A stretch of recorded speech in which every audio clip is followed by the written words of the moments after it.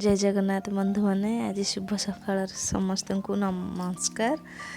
देखु आज आसी आम घर को चंदनपुर बिल माछ चेंगा बालिया माछ जियंता माछ आसी आज आम ताकू बेसर करूँ। देखु जो पंची आम केमती मरा जाऊँगी मु बेसर करने पूर्व आपण मैंने मो चैनल सायरा लोपामुद्रा चैनल को सब्सक्राइब शेयर एंड लाइक करंतु। देखंतु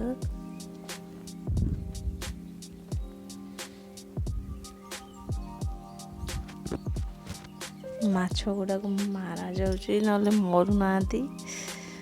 देखो मसला मु रेडी कर देछि एकाथरे गोटे छोट पियाज काटिछि दिटा आलू ताकू काटिकी पीस पीस करी रखिछि धनिया पत्र काटिछि स्वाद अनुसार लूण लंका गुंड कंचा लंका चारटा हलदी गुंड आउ फिश मसला आ दुटा छोट छोट टमाटो कटा करके रखिछि।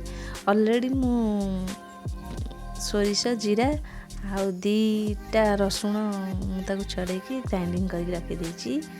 देखंतु आगे तेल पकेली तापरे फुटण अल्प टिके पकेबे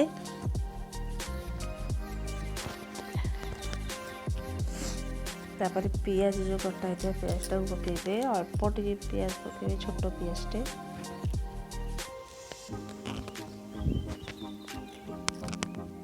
पियाजटा टिके भाजी होला परे ब्राउन कलर होला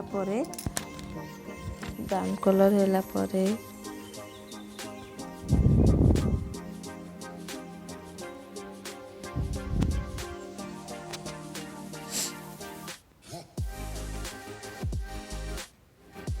से जो बेसर बटाई था बेसर को आप मन पकेबे जीरा सोरिष खाली रसुण आ किसी काटबेनी बास एतिकी।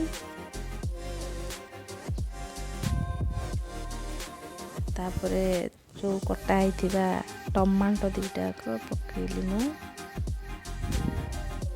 तापरे स्वाद अनुसार लूण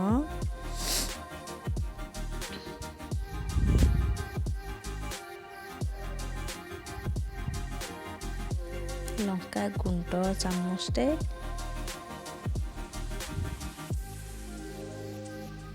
तापर कटाई था चारटा लंका कंचा लंका आपन आग जति खेबे ता अनुसार देबे हल्दी आ फिश मसला नचेते चिकन मसला पकेली भी हबो।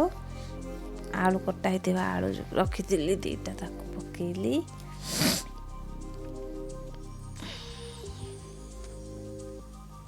तापरे सेते पानी देई टे फुटेई देवी जेतिकी बेसर रखिया ପାଇଁ चाहूथिबे एतिकी पानी देबे। तापरे भजा माछ मु पकेली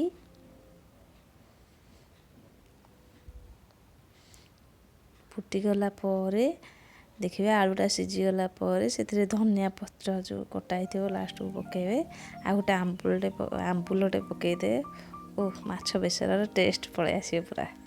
ये देसी माछ बेसर रेडी हो गला देसी माछ बेसर।